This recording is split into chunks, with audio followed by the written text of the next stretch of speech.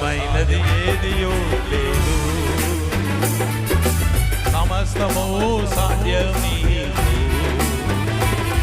నీకు అసాధ్యమైనది ఏదియో లేదు. సమస్తము సాధ్యం నీకు.